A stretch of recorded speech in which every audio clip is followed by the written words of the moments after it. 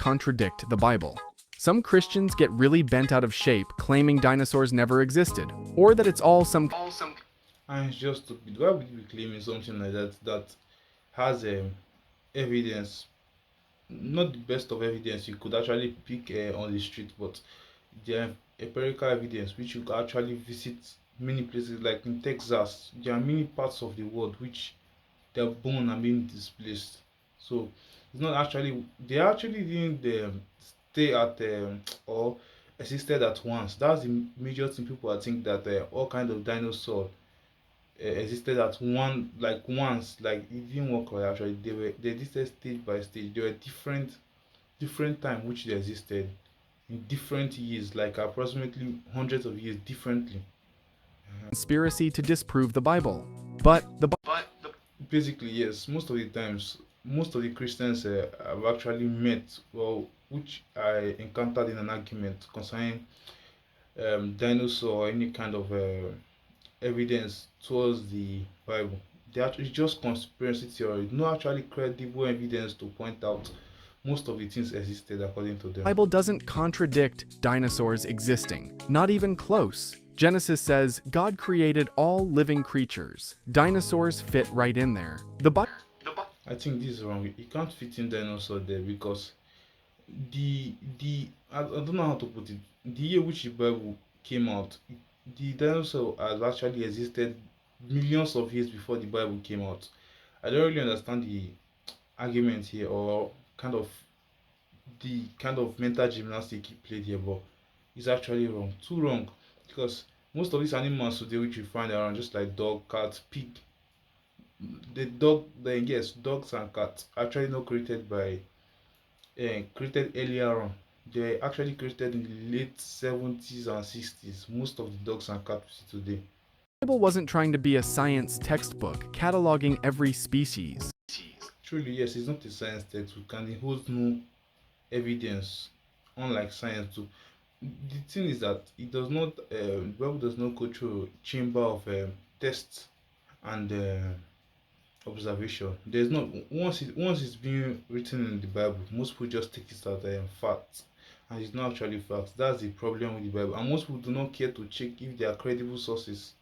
At least that aligns with reality. Anybody could write anything in this day and age. The best thing is actually to get some. At least it might not be 100% correct because most people have biases when they are writing most of their stuff or writing evidence, but you should actually get at least a credible source or someone who was there, at least a second witness.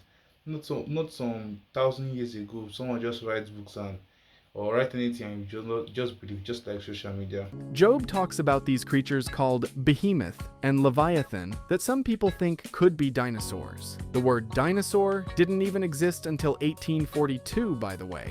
Young And yes, dinosaur did not exist until 1842 years because it was actually discovered. The word dinosaur was actually created by groups of scientists or a group of scientists, yes, sorry. Then the word dinosaur was actually depicted or gotten from a Greek word dinosaur, something of that nature, and it actually means big or terrible reptiles. Yes, that's it. It was actually named by scientists. Earth creationists put dinosaurs before the flood. Old Earth creationists see millions of years between Genesis 1 and humans showing up. Point is, dinosaur fossils being real doesn't mess with scripture. Satan rules hell. In every cartoon and movie, Satan sits on a throne in hell, ruling over demons with a pitchfork. That's completely wrong according to scripture. The Bible never portrays Satan as hell's king. Revelation describes Satan being thrown into the lake of fire as punishment, not as his king. Yes, that's it. Actually, that's why it depicted Satan being thrown into the lake of fire as his punishment was his punishment for rebellion. Yes, was actually thrown into the fire. Yes, that's actually it. But most people do actually think it was a he was given charge. Sorry, he was given charge to torment that world. But actually, the Bible never stated that. That never stated that of the Bible. Yes. Hell wasn't made for Satan to rule. Jesus said it was prepared for the devil and his angels, meaning it's their punishment, not their domain. The image of Satan as hell's CEO comes from medieval literature, especially Dante's Inferno and Milton's Paradise Lost. Yes, and these are actually based on conspiracy. These books are actually based on conspiracy theory. I've actually never read any of them, but I do know the majority of the books from religious bodies are majorly based on conspiracy theories. That's the only way which they actually twist words and twist dates to fulfill the purpose of the Bible. Actually, most of them do not work. I'm not saying all everything in the Bible is actually not fact checked or something of that nature. There are many things which are not in the Bible which are true, but majority of them uh, does not reflect reality at all. Majority of them do not reflect at all. But biblically, Satan currently roams the earth. Peter says he prowls around like a roaring lion. His final destiny is eternal punishment in the lake of fire, where he'll be tormented, not doing the tormenting. The forbidden fruit. Everyone pictures Eve biting into a shiny red apple in the Garden of Eden. Sunday school coloring books show it, paintings show it, even the Apple logo plays on it. But the Bible never says what kind of fruit it was. Genesis just calls it fruit from the tree of knowledge of good and evil. Yes, it was food. Yes, it's actually not stated as an apple in the Bible. Yes, but due to the fact of people asking what kind of fruit or what kind of thing happened in the Bible, so actually the apologetics found a way to fit in a fruit, and the best fruit was a apple. Yes, it was actually just stated as that because majority of people was finding what kind of fruit, because most people were confused that what kind of fruit it was actually meant in the Bible. So they came up with a way to fix it up, because the question was actually too questionable. It was actually too questionable by scholars. So they fit in the fruit called apple there to stop the question coming on. The apple idea likely came from Latin translations where the word for evil and apple are similar. Some scholars think it might have been a fig since Adam and Eve used fig leaves afterward. However, the point of the story wasn't about fruit identification. Please, I don't understand scholars. They are not actually scholars. These are guys which just put their wings on theology and try to bring out facts from the same Bible which does not hold facts. That's the major reason most people actually get confused. These are not scholars. Scholars are people who actually study something. These are theists. They are just actually trying to bring out facts from the Bible and reflect it with reality. But majority of the time, it does not work like that. It was about obedience and consequence. 3 wise men. Christmas plays everywhere feature exactly 3 wise men showing up at the manger with baby Jesus. We even gave them names: Casper, Melchior, and Balthazar. But the Bible never says there were 3 wise men. Matthew's Gospel mentions Magi from the East and lists 3 gifts: gold, frankincense, and myrrh. People assumed 3 gifts meant 3 people, but it could have been 2 guys carrying multiple gifts, or a whole caravan of 20 magi.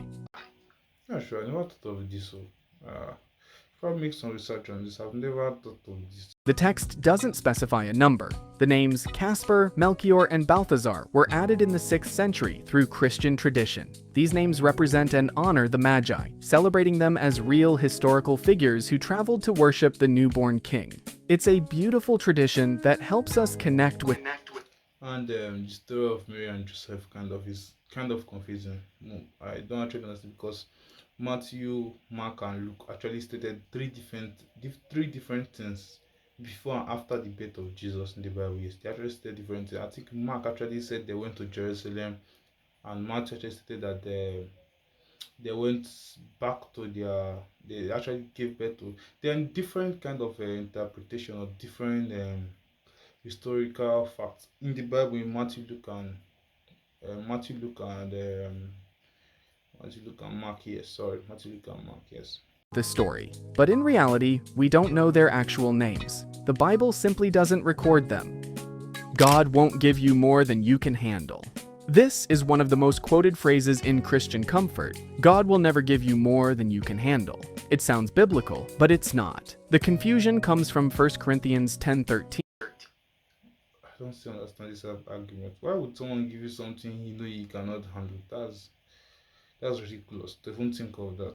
where Paul writes that God will not let you be tempted beyond what you can bear.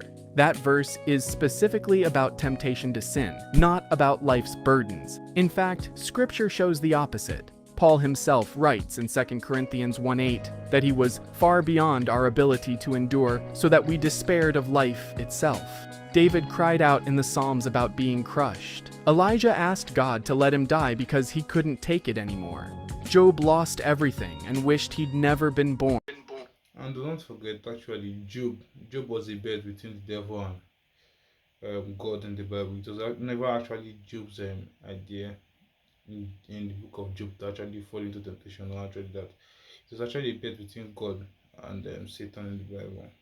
The Bible is full of people who were given more than they could handle on their own. That's the point. When we're overwhelmed, we depend completely on God's strength. The promise isn't that life will stay manageable. That's the thing. Most people actually think religion is kind of a defect in life, because when the politicians or actually the rulers fail to take accountability, they always turn back to religious body. I think this video is probably getting too long and I need to stop it here, but actually being over religious might actually just lead it down the rabbit hole. The whole ideology of this topic God will give more to handle. And I think it has to do with the economy, because most people actually think their finance or are being controlled by God if God does not bless you or something of that nature. But you get the point. That's it. That's it. Most people actually think everything actually has to do with God. Which when you come from a third world country, yes, everything has to do with God, or you not being blessed is because you sin too much or you have a curse in your family. I don't know how to put it, but this is a defect in the standard of living. That's why religious body steps in. Actually advise, please stop thinking like this. It actually hurts your thinking processes, and everybody's actually going through financial burden. They have actually People actually have financial burden when it comes to reality. That's it. So please and please, you are not being cost. That's why I'm not making it. There's nothing wrong with you. It's the economy.